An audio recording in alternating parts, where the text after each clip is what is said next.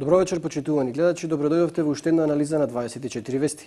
Вечерва тема е еден дел од историјата за кој доскоро многу малку се знаеше. Се работи за две востанија, Тиквешкото и Охридско-Дебарското, кои биле кренати пред 100 години, едното пред, второто по Букурешкиот договор во 1913 година. И двете биле крваво задушени.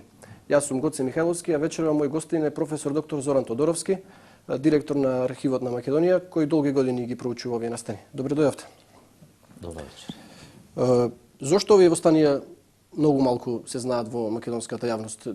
Нашата историографија долго време ги одбегнуваше. Што е контраверзно во нив? Зошто беа одбегнувани? Па можам да кажам со целиот респект на македонската историографија, односно на македонските историчари, да жал, овие два настана од историјата на Македонија многу малку или воопшто не се третирани во македонската историја.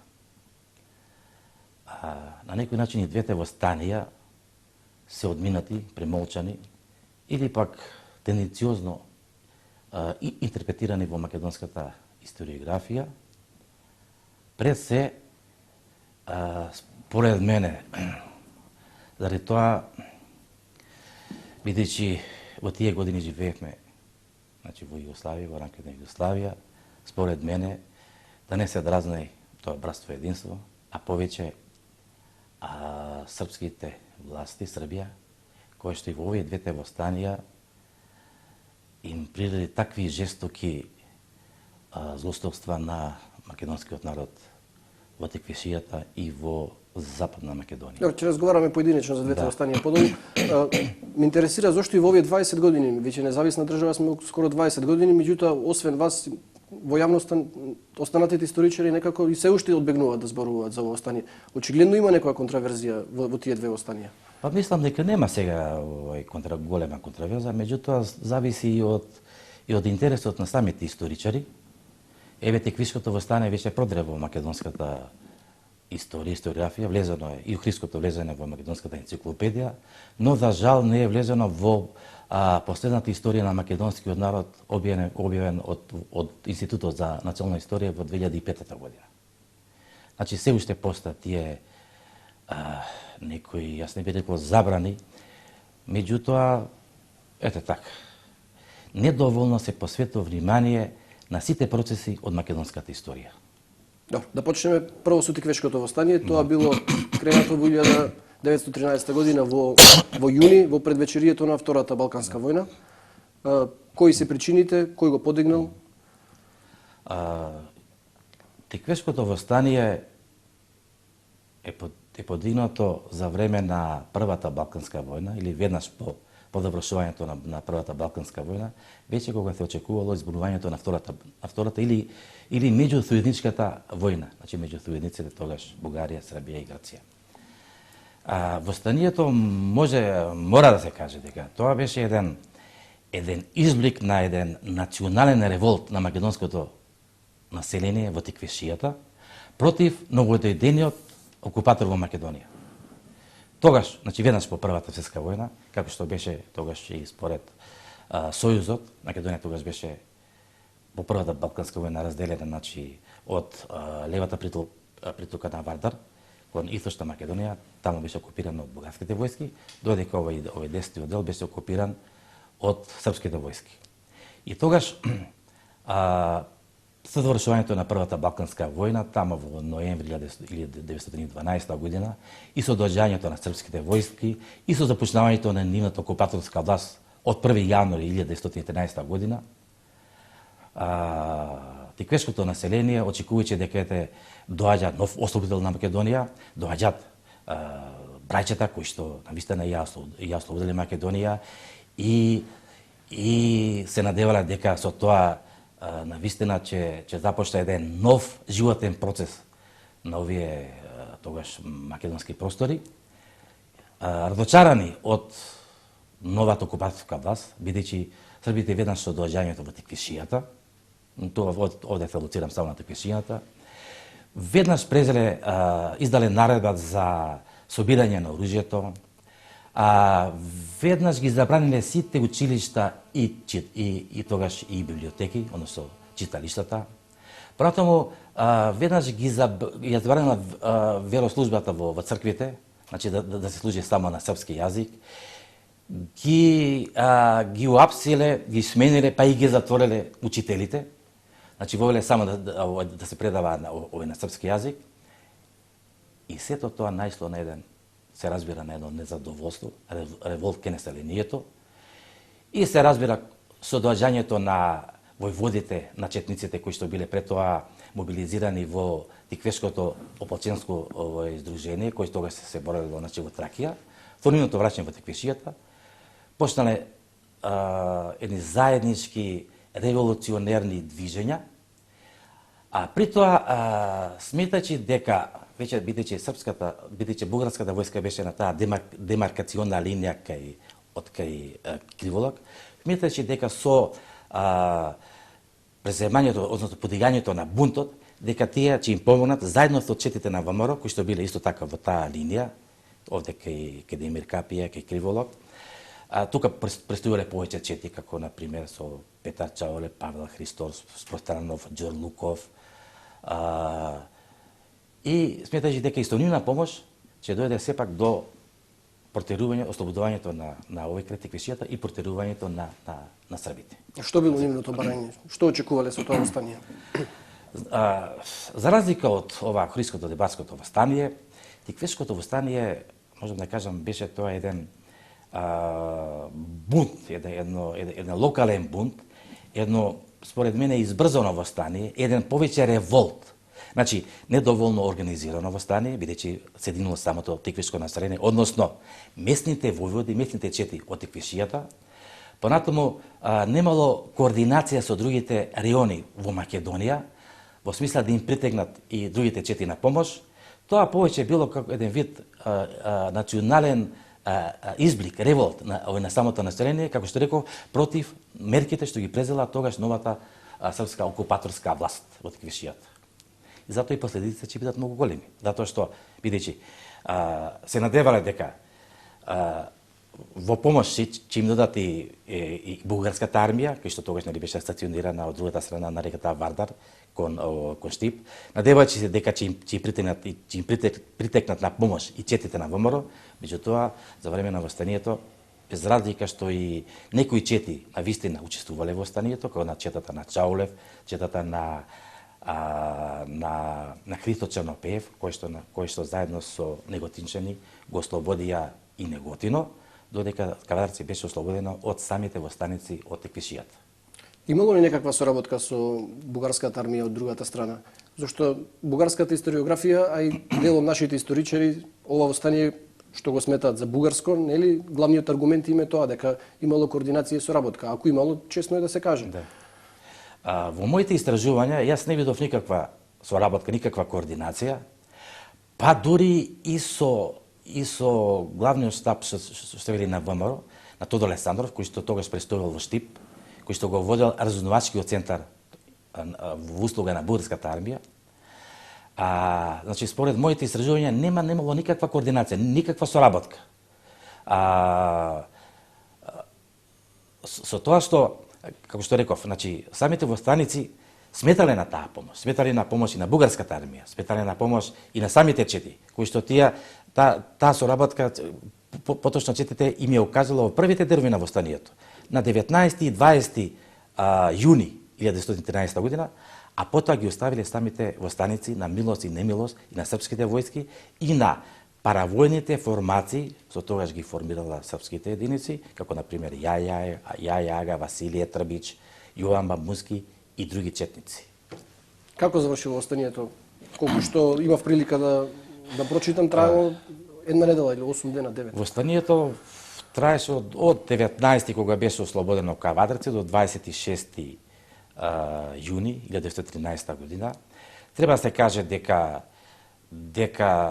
при избунувањето на востанието, значи се дигнале самите востаници од Тиквешијата со локалните чети, како што биле на Дончо Лазаров, на Мишо Скартов, на Дими Пинџуров, тоест и на народниот херој Страшо Пинџур, и дека тие самите го ослободиле Кавадарци и Велес. Тоа го потврдува и началникот на И Велес. И Неготин. Ваташа, не се извинувам, да. Кавадарци селото Ваташа. Тоа го потврдува и началникот на Кавдаречкиот округ Николич, кој во своите телеграми до српската војна команда во Скопје ги известува дека востаниците не нападнаа, не протераа. Значи на 19 јуни овој сабајлето, тие би нападнале Кавадарци, српските војни единици биле приморани да се повлечат преку Неготино кон Грацко. И така што за овие 6 дена востаниците со помош, значи и на четите на ВМРО, пред се на Христо Чернопеев, кој што на 22 јуни заедно со 100 души неготинчани влегле во Неготино, го ослободили Неготино и ги ослободиле скоро сите села во Тиквишијата. Од сите околни села се смета дека биле ослободени 50 села, па некои села кон они што гравитираат кон Прилеп. Меѓутоа, како што реков, не добивајќи помош, не очекувајќи помош и од бугарската армија, четите на ВМРО биле тогаш по нападот, по мобилизацијата на српската војска, значи со учеството на овие паравојни формации, како што ги спомнав, тие извршиле силен притисок на востаниците. Во тие денови четите на ВМРО биле приморани да се повлечат.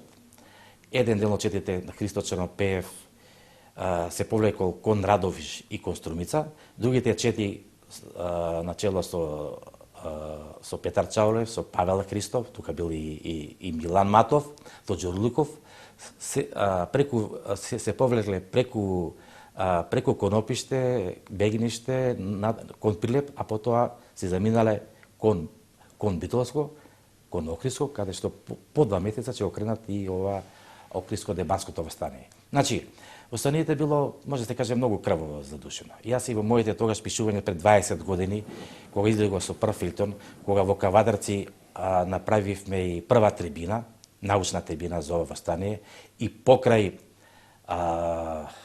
може да се каже, неодобрувањето од Академијата, и тогаш укажав дека и тоа востание да е бугарско, и да е дигнато за помош на бугарската војска, да е дигнато за помош како тие што велат на бугарските чети, а тие се македонски чети. Не може да четите на Петар Чолев, Павел Христов и сите други да се бугарски. Значи, и покрај таквите квалификации и етикети, барем да се регистрираат жртвите што ги понесе тогаш невиното тиквишко население. А жртвите се огромни. Значи, со самото влегување во Кавадарци, српските единици веднаш стрелале 25 души највидни граѓани на Кавадарци. Понатаму, запалиле околу 50 куќи во Кавадарци.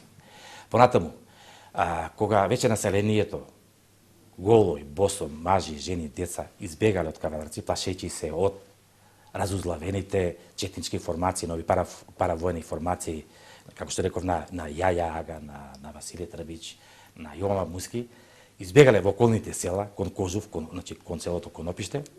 Тогаш српската команда разгласила дека, всушност испратила еден фештеник, ветувајќи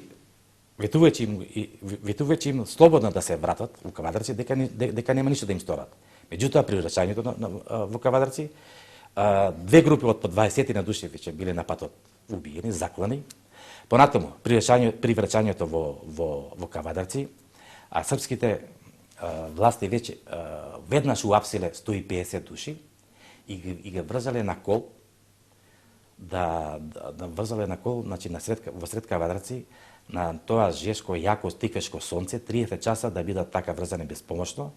И утре дента, на 26 јуни, заедно со уште 50 други уапсени кавадарчани, ги стрелале на местоста денеста и тога се викала Полјаната, значи во близина на Кавадарци. Понатаму, за време на востанието, српските единици заедно со овие паравојни формации извршиле големи злоупотреби не само на теквешкото население, туку исто така не само во Кавадарци и во Неготино, запалиле околу 500 куќи, исто така околу 500 дуќани, ги скоро целата чаршија во Неготино била запалена. И се смета според повеќе податоци, ние повеќе овие податоци ги земаме од Карнегиевата комисија, која што тогаш на лице место дошла, извршила анкета, и така што изворите укажуваат на податоци дека се убиени преку 1200 души, меѓутоа според Карнегиевата комисија убиени се 500 души по име и презиме. Значи оние што се веќе утврдено. Така што се смета дека вкупно биле убиени преку 100.000 души, дека околу 1000 куќи се запалени овде во целата Тиквешија, така што анализирајќи ги овие податоци, на вистина сметаме дека ова востание претрпело огромни крвави репресалии, пред се најмногу настрадало тиквешкото население. Ни криво, ни должно. Тоа било главен извештајот на Карнегиевата комисија. Да. Тој ги проучувал тие стручњаци на по-балкански делови таа комисија. Меѓутоа и нивниот извештај во нашата историографија го нема. Ретко кога се споменува. Што е спорно во тој извештај? Таму фактографски се со слики, со имиња, со наведени сите злосторства што се случувале. Да.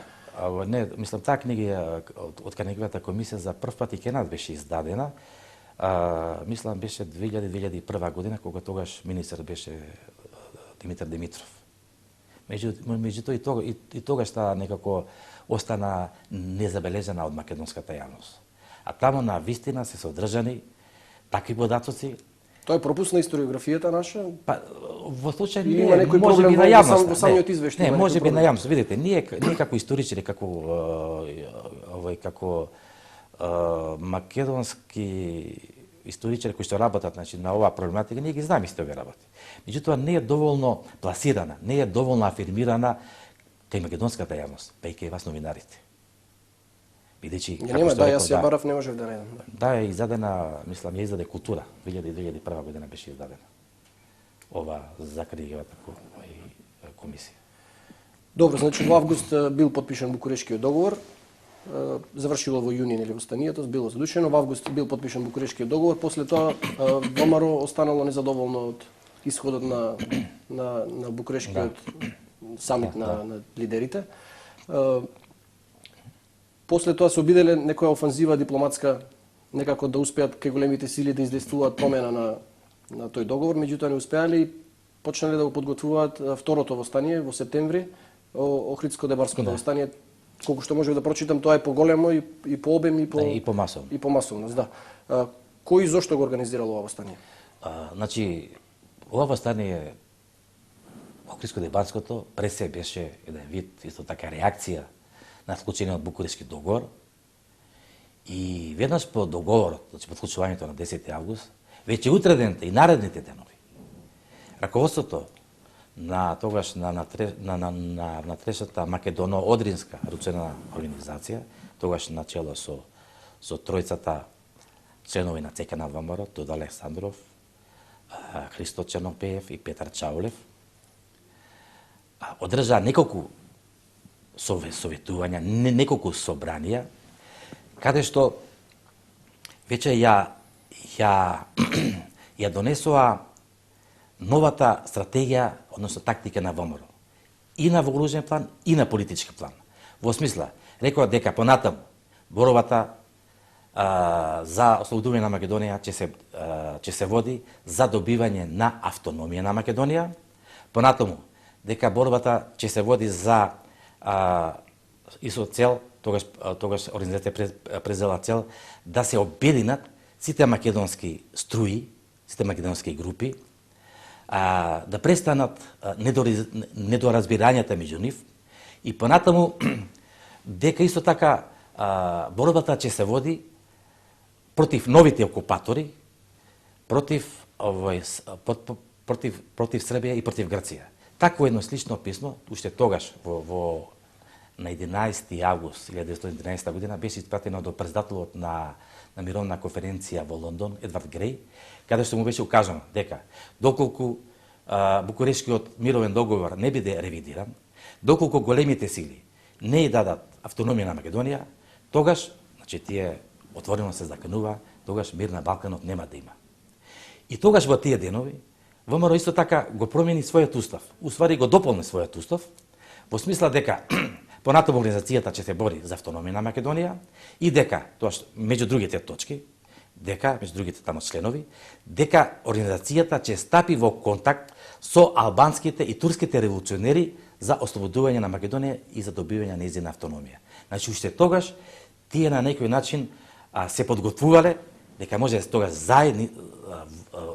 заеднички, заедно со албанците и турците, да се дојде до протерување на новите окупатори во Македонија и се разбира да дојде до толку очекуваната желба за автономија на Македонија. И тогаш исто така беа овластени местните раководители на организацијата или потошто војводите кои што оперираа во Западна Македонија. Им биле дадени насоки на Петар Чаулев, на Милан Матов, на Павел Христов, на Атанас Кристоф, да отпочнат со подготовка на востанието, односно да извршат обиколка на населението, да видат во каква состојба и да го наоружат и на некој начин да им дадат верба за едно скорешно востание. Како се одвивало востанието, кои се последиците од него? Значи, востанието може да каже дека и покрај сега овие денови слушаме разни Да, имаше една трибина во организација на, ако не се лажам, градоначалникот на Струга села, во која беше представено дека тоа било албански бунт против србите. Да, знаете што, треба да се каже на почетокот дека навистина за ово стане имаме многу извори. Имаме бугарски извори, имаме албански извори, имаме српски извори, имаме италијански извори, сега имаме и романски извори. Сите тие на некој начин ова востание го прикажуваат, зависи од која страна. Например, бугарската историографија нормално, служечи со познатите термини и на бугарската официјална политика, а треба да се каже и на термините што тогаш ги употребувала раководството на македонската револуционарна организација, дека тоа востание било заедно со бугарското население и со албанците. Понатаму, тоа го има во спомените на нашите, за жал, македонски револуционери, меѓутоа, ако го имаме предвид Чаулев, дека тој тогаш едно се изјаснил, после 24 година, бил на чисто македонска национална линија и во услови тогаш, познат дека Македонија тогаш, не постојала овој како држава, а и денес знаеме ние како сме воспитани. Знаеме денеска во овој западниот крај како население живее, македонско или бугарско. Понатаму, српските извори кажуваат дека тоа востание било албанско, односно албански бунт. Со тоа што сакале да го избегнат називот македонци, бидејќи тогаш тие го употребувале називот бугараши, а на некој начин сметајќи го ова население, во западниот дел Македонија, па и во цела Македонија, како дел од српскиот народ, значи ние како срби, како јужно србијанци. Понатаму слични такви квалификации имаат и другите извори. Тука можем да кажам за ова востание, мислам да околу пишувањето на востанието, дека и во нашата историографија воопшто одбегнато, само историчарот Петар Стојанов во 1969 година во неговата монографија за Балканските и Првата светска војна, тој исто така го третира ова востание како албански бунт. Ова востание го третира како заедништво на бугарашите и на албанците. Се разбира тогаш под влијание на тогаш југославенската официјална комунистичка историографија. И во тоа пишување тој повеќе се осврнува на последиците од востанието, односно на жртвите што ги дало населението од страна на албанските бунтовници, а не многобројните жртви што ги имаше и македонското и албанското население од страна на српските војни единици, исто така, повторно, на српските паравојни формации. Понатаму вие ме прашате како се измена тоа востание.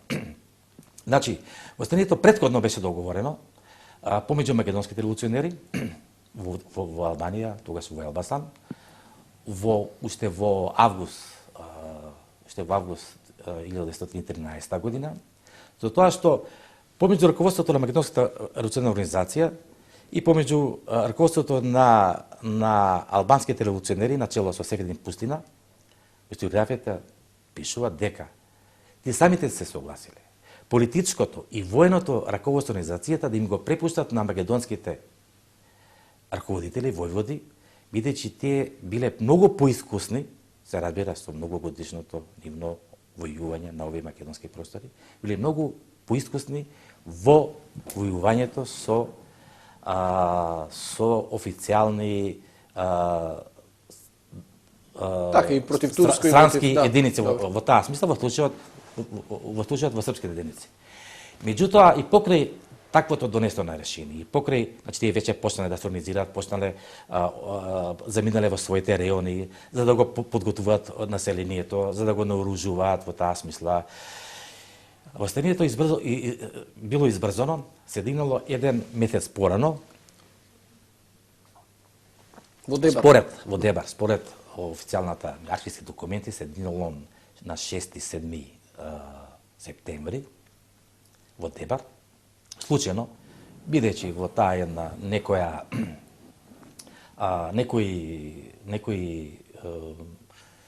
местен таму судир помеѓу еден од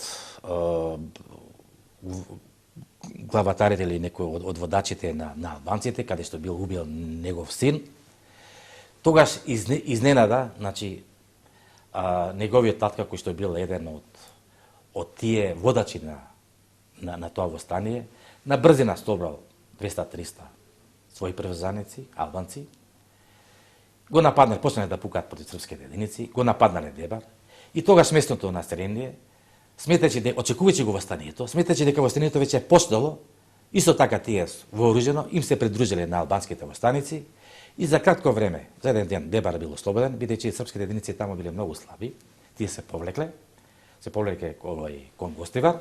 При тоа албанските востаници уапсиле 420 српски војници. Тука мора да се каже, тие се однесувале мощно и миролюбиво, значи не дозволиле тие да бидат ликвидирани. Тогаш веднаш им се преклучиле и местните македонски војводи, Атанас Ошаков. И, како што реков, многу брзо било в Дебар ослободено. Била формирана и во сите овие места и понатаму. Било ослободено Охрид и Ресен и Кичево. Во сите овие места биле формирани еден вид револуционерна власт. Во документите се спомнува привремена влада, меѓутоа тоа ние знаеме дека во секое такво ослободено место се формирале таква револуционерна власт или привремена влада во смисла да воспостави ред и мир во самиот град. Да нема анархија. Да. Сега во изворите се спомнува дека во сите овие градови биле формирани вакви револуционерни власти, привремени, со тоа што албанските извори укажуваат дека во тие привремени влади учествувале повеќе албанци. Бугарската историографија исто вели дека во тие привремени влади учествувале повеќе македонци, а ние знаеме дека во Охрид, кога Чауле го ослободил на 12 септември 1913 година, значи самото влегување во Охрид, исто така била формирана привремена влада од местните највидни провинции на градот, како што биле Лев Огненов, Павел Христов и другите, и еден или двајца албански исто така представници. Сега за... И ова било неуспешно, да. Многу брзо било задушено. Српската армија мобилизирала 100.000 војници, ако не се може да каже дека значи за овие денови од отпуштувањето на востанието, значи 6-7 септември, па до 18-19 септември, кога веќе Дебар последно бил заземено србите, се воделе многубројни битки. Се воделе битки, значи, со српските воени единици и со овие паравојните формации на србите од Дебар преку Струга, Охрид кон Ресен. Тука во Ресен, околу Ресен, после кон Битола имаме две големи битки, кај село Петрино и кај Буково. Исто така, голема битка се водела кај село Иванчица, кај Кичево, каде што Чаулев со својата единица успел да ги потресне србите, тога србите се повлекле и тој тогаш без значи без борба влегол и во Кичево, го ослободил Кичево. Меѓутоа, вече утре дента, кога српските единици се мобилизирале, кога на помош им притегле и другите единици од соседните градови, а исто така на помош им притекла и грчки воени единици, а се разбира и со паравојните формации на Василije Трбич, на Јован Долгачот и уште неколку вакви српски војводи, се разбира, мобилизирачи, како што вие спомнете, така се спомнува изворите, околу 100.000 овој армија, успеале да ги потеснат албанските македонските востаници, за тоа што, ослободувајќи ги на повторно навлегувајќи во овие градови, во Дебар, Струга, Кичево и во Охрид, и довршиле невидени масакри над невиното население. Мора се каже, во овие здостојства најмногу настрадало албанскиот народ, албанското население во овие краишта. Бидејќи се разбира, тие биле помногу бројни и се разбира, српската омрза била насочена најмногу против нив. Така што, од повеќе извори, се спомнува дека само во Охридско биле запалени околу 30 села, на потегот од Охрид до Дебар, оди според италијански извори, биле запалени или уништени околу 180 села, значи имаме ние податоци во секое село, по колку куќи се изгорени, колку жители се убиени, мажи, жени и деца, и тука на преден план српските војни единици најмногу злословта извршиле над голорукото население, кај што реков и македонско и албанско, каде што не гледале дали биле жени, дали биле старци, дали биле деца. Тие масовно биле убивани, истребувани. Така колку што вкупниот број на жртви се знае? Се спомнува, значи според официјално, може да се каже според изворите на тогаш на бугарскиот конзул од Валона, Тодор Павлов, тој исто е член на ВМРО, исто роден во Скопје. Според извори од италијански извори, од еден офицер кој што тогаш извршил анкета во овие краишта, значи бројката варира од 1500, значи по име и презиме, убиени до 2500. 2500 убиени. И многу раселени, претпоставувам. Мала? И многу раселени, претпоставувам. Понатаму, биле изгорени околу 1300 куќи. И мислам се, според податоците, според извори се знае во кое село колку куќи се изгорени. А во тие борбени действија, населението, посебно албанското, уплашени од српскиот реваншизам, со цели семејства се повлекле кон албанската граница, значи кон Долен Дебар, и се смета дека повеќе извори, дека нивната бројка изнесува околу 30.000. Така што тогаш албанските, па и бугарските, па и италијанските извори кажуваат дека цели градови биле преплавени со албански бегалци во поголемите градови. Се разбира, тие потоа постепено се враќале, меѓутоа мора се каже дека на вистина покрај сите овие настани, покрај сите овие борби што се случувале, најголеми товар поднело тамошното македонско, а пред се албанско население. Господин Тодоровски, споменавте дека и во едното и во другото востание едни од главните носители биле војводите од ВМРО тогашно, под раководство на Тодор Александров, Петар Чаулев. На Петар Чаулев, Павла Христов и Мила Матов. Да. Расчистили македонската историографија конечно со ова ВМРО? И го најдели, се усогласили каде е местото и улогата на тоа ВМРО? Долго време беше сметано за антимакедонска организација.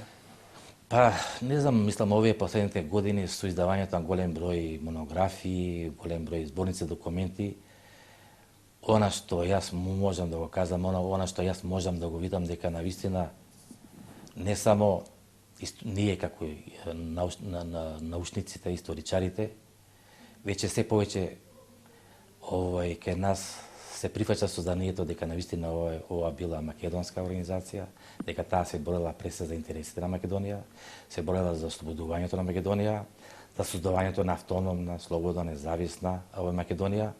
Видам, според пишувањето и во печатот, дека овие сознанија веќе се присутни ке македонската јавност, веќе како повеќе се прифаќени ке вас новинарите, бидејќи од ова достига што ја нудиме овие монографски трудови, а прес се зборници документи, навистина нема што се бега. Тоа се изворни документи, кои што на вистина ја даваат организацијата, ги даваат нејзините политички програмски ставови. Остана во историографијата дека само од тоа ВМРО, само Ванчо Михајлов остана некаков црн лик во Македонија. Што е разликата меѓу Тодор Александров и Ванчо Михајлов? Според сите сознанија и Ванчо Михајлов се борел за независна Македонија. Да. Зошто тој е црн лик, а Тодор Александров тоа е така прифатено и во македонската историографија, можеби на пример Иван Михајлов, како што велите Иванчо Михајлов, он меѓу првите во уставот на ВМРО што го дополнил, таму веќе се бори за независна Македонија. ВМРО за времето Тодор Александров тие се бореле за автономна Македонија. Значи тој веќе тој политички статус на Македонија го издига многу поголемо. За негово време, во 30-тите години, тој пиринскиот дел на Македонија во писмата го нарекува Пиемонт. Пиемонт, значи обединување на Македонија со другите два дела на Македонија, Вардарскиот и Егејскиот Македонија. Меѓутоа ке него се уште постои и мислам не само што постои, меѓутоа неговото владење сепак испретплетено со многурни мистериозни убиства през те во редовите на самата организација. Тука организацијата доживува еден, може да се каже, еден натресен колапс, бидејќи оние меѓусебни убиства се многу големи. Доаѓа до едно... Добро, Тодор Александров правил такви убиства? Не многу. Знаете што? И според изворната архивска документација, Иван Михајлов многу нема направено. Тој самиот кажува колку, меѓутоа тоа останало во нашата историографија според пишувањето на Ангел Динев, на Димитар Митрев, на Димитар Влахов, па и на Павел Шатев. Тие сознанија, тие пишувања се пренесуваат од генерација на генерација, од историчар на историчар, тие се препишуваат, меѓутоа не се доаѓа до реалната архивска документација, а таа е многу помала од она што досега е напишано во нашата историографија. Годинава се одбележуваат и 100 години од Букурешкиот договор. Беа организирани низа трибини низ целата држава, се зборуваше и во печатот и во медиумите. Меѓутоа, мој впечаток е барем дека не донесе таа дебата нешто ново. Некако се уште ги гледаме работите, мицки некако не гледаме да расчистиме некои нејасноти околу тоа. Например, се уште се говори дека била распарчена Македонија. Тоа Букурешки договор бил за поделба на сите делови на што останале во Европа од Турција, и Тракија, и Пиреја, и Санџак. Зошто наша историографија се уште, така да речам, етнонационалистички гледа на ова и прави митови? Не знам, не ви го разбирам прашањето. Мислам дека и досега и во нашата историографија и ова денес што се прави, на пример, дадена е на вистина темелна оценка и веќе верификувана оценка за Букурешкиот мировен договор. Да, но цело време кукаме, господин Тодоровски, кукаме за судбината, а не кажуваме што сме правеле ние тогаш. Што правеле македонците тогаш? Зошто тогаш не се бореле за сопствена држава? Кај били интелектуалците тогаш? Кај биле? Што правеле за време на балканските војни? Сега ова веќе не поминуваме во едно друго прашање. Тогаш во услови на постојана македонска држава. Такви организации, институти може да ги покрене само една етаблирана држава. Тогаш во услови кога македонските интелектуални кругови, македонските скоро речи се сите личности беа избегани или се префрлеа во Бугарија. Тамо веќе во Македонија остана под власта пред тоа, значи до 12-та година под власта на турците, а после 12-та под власта на србите, после време на Првата светска војна под власта на бугарите. Тогаш таа македонска национална мисла, таа македонски заеднички институти и организации се префрлеа во Бугарија. И во Бугарија веќе имаме една огромна македонска емиграција, каде што веќе се создадоа поголем број на македонски организации, друштва, братства, не само политички и војни во имајќи го предвид, имајќи предвид македонската револуционарна организација. Веќе тие со самото свое политичко действување го покрена прашањето за Македонија, прашањето за ослободување на Македонија, прашањето за добивање на автономна и независна македонска држава. Во Македонија не остана такво здружение. Во Македонија не остана таква личност. И да имало такви некои. Тоа се само пусти гласови, бидејќи тие веднаш биле на некој начин елиминирани, ликвидирани од постоечката тогаш власт во Македонија. Значи, единствено во Бугарија, единствено после Првата светска војна, за време на Стамбулиски, македонските организации, друштва и братства можеа слободно да делуваат, бранејќи ги интереси на Македонија. Меѓутоа, тука се крие една друга политичка заднина.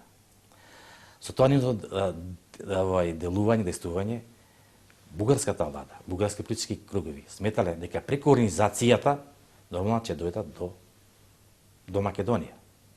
Меѓутоа, и македонската револуционарна организација ВМРО имала и своји политички цели.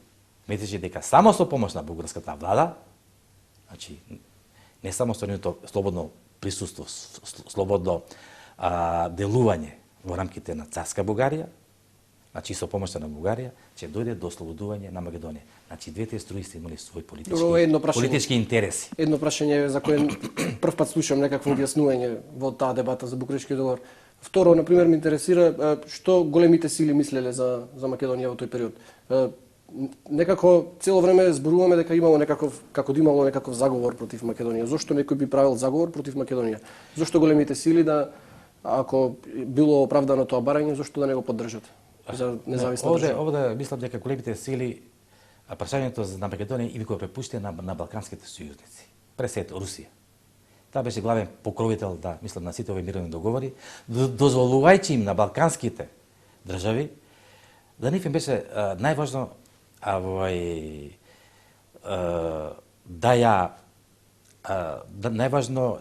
им беше најважно да се повлече Турција од овие балкански простори. Тоа им беше најважно. И се разбира, тој ми го препушти на балканските сојузници, на Србија, Бугарија и Грција, да се договорат, значи со протирувањето на Турција, на турските војски, да го поделат овој не им било непознато тоа. Да го поделат овој дел на Македонија. Да. Бидејќи и тогаш може да се каже, тогаш немаше македонска организација, немаше македонски овде во Македонија, која сега лесно е, која ќе се дигне и ќе бара од големите сили решавање на македонското прашање. Тоа го бараше само во организација, и тука мора се каже, и треба се каже и научно, дека во прво време организацијата беше со тоа во сојуз со бугарската влада. Сметачи дека Македонија треба да припадне на Бугарија. Меѓутоа, со текот на војните и после војните, таа застана цврсто на автономниот принцип на Македонија. Бугарската историографија се уште ве обвинува, мислам не вас, македонската историографија за фалсификати. Може ли некако да се постигне некаков компромис околу тоа? Може ли некако да се најде заеднички јазик, бидејќи очигледно ова прашање ни создава проблеми во денешницата, се испречува и на нашиот пат кон Европската унија? Да. Гледам дека, мислам и порано и посебно овие актуелни сега состојби, бугарската политика и бугарските историчари, значи се повикуваат на нови извори. Меѓутоа треба се каже, јас стално тоа постојано го подлекувам, дека до сегашните извори, тоа се странски извори или се извори на окупаторските власти во Македонија. Тоа не се македонски извори. Македонски извори се од 1944 година. Сега, ако земеме дека тогаш бугарските извори, бугарската политика, бугарската историографија го именувала овој народ како бугарски народ, ако српските извори во својата историографија го именувала овој народ како српски народ, како јужносрбијанци, тогаш што сме ние? Ние најдобро тоа го знаеме.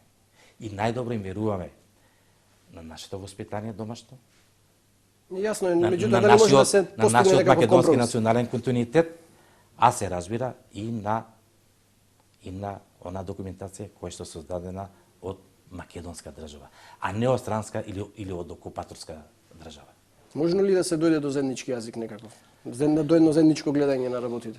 Па јас би сакал, би требало да се дојде, би требало да не се стои на такви црсти, како што велат, црвени ставови. Меѓутоа тоа се постигнува се со едно заедничко неразбирање, него врз основа на заеднички контакти, заеднички научни собири. Гледам дека и бугарска страна во последно време избегнува да ги кани македонските историчари. Да жал сега што го направија и бугарските и албанските историчари. Исполитизирано прашањето очигледно премногу. Меѓутоа, за сите овие прашања се доаѓа, се разбира, со заедничко седнување на маса. Вие имавте неколку обиди за соработка и како директор на Државниот архив со вашите колеги од Бугарија, меѓутоа во Македонија па дури дел од академиците жестоко ве напаѓаат цело време. Ние имаме многу добра соработка со тогаш Државниот архив на Бугарија, сега се вика Агенција на архивите на Бугарија. Ние уште од 1991 година имаме склучено заеднички договор на македонски и на бугарски јазик за заедничка соработка, испраќање на заеднички тимови, истражувачи, објавување на заеднички зборници документи и изложби. Тоа веќе сме го оствариле, со тоа што разменивме изложби, остварувавме до 1994-5 година, секоја година заеднички тимови истражувачи, каде што бројна архивска документација ние ја донесеме од Бугарија бесплатно, преку 200.000 документи. Понатаму имавме заедничка наша изложба што гостуваше во Бугарија. Имаме објавено заеднички изданија, две изданија. Тоа се Руцените борби во теквешијата, во 2 тома, и заедничкото издание ова што беше Дневникот на Месирков, кој што, како што реков, како ги оценувате овие реакции во општеството се што се овие се реакции повеќе, јас би рекол и сега што се случуваат. Не се официјални реакции од еден, да кажеме, како да нешто од институт за историја при Бугарската академија. Тоа се негови што доаѓаат, тоа се бугарски историчари, тоа се само иницијативно. Без некој... Не мислев на реакциите во Македонија, значи од историчари, од академици. Веднаш сте напаѓани, ви ставаат разни квалификации. Знаете, досега бев напаѓан нормално од постарите историчари, кои што јас и во моите пишувања кажам, странските историографи, што добро е познат оваа проблематика, например германскиот научник Трепс, овие наши историчари ги именува како Титови историчари. И нормално сега. Се тоа на што не само јас, па и другите колеги кои што објавуваат нови настани, нови созданија во македонската историја, нормално дека тоа им пречи. Бидејќи тие со години од 45 наваму, тие сите овие работи ги премолчувале или еднодимензионално ги прикажувале. И нормално тие се засегнати овие наши, ја би рекол, изворни пишувања, што не се базираат на никакви публицистички сознанија, туку од изворна архивска документација. Добро, господин Тодоровски, при крај на емисијата, за крајот би сакал да ве прашам околу процесот за илустрација. Ваша институција е длабоко инволвирана во самиот процес. Како го оценувате? Имате ли добра соработка? Вие сами нудите досија, кажувате кој да биде илустриран или тоа Томе Аџиев одлучува? Не. Ова не е неизбежна тема е, бидејќи според законот, кај нас се наоѓаат сите овие досиеи кои што ние ги презедовме од Министерството за внатрешни работи во 2002 година. Че тоа се позната таа бројка 14.500, исто така ги презедовме и затворски досија од затворот од Едризово 22.000 досија. Значи, кај нас само се чуваат овие досијата. На барање на комисијата, ние, ако има, им кажуваме, например, дали за одредена личност има досие, и ние ги известуваме. Со тоа што тие самите доаѓаат, самите истражуваат, самите доаѓаат до сознание дали некоја личност бил соработник или не. Ние овде сме еден вид сервис само. Затоа не би сакал. Имате ли вие досие? Немам досие. Нема водено против вас? Немам. Службите? Или не знаете? Она што официјално немам, а и нема зошто, затоа што, знаете, денес сите мислат дека имаат досија, сите се обраќаат кон Државниот архив за досие, меѓутоа, треба се каже, тоа се досие на лица кои што се застапувале за автономна, независна, самостојна Македонија или лица водени по идеите на ВМРО. Како што има и исто така и лица од албанската националност кои што се водени под терминот како албански национализам. Добро, ви благодарам за учеството во емисијата. Благодарам и на вас. Вам, почитувани гледачи, ви благодарам за вниманието. Останете со 24 вести.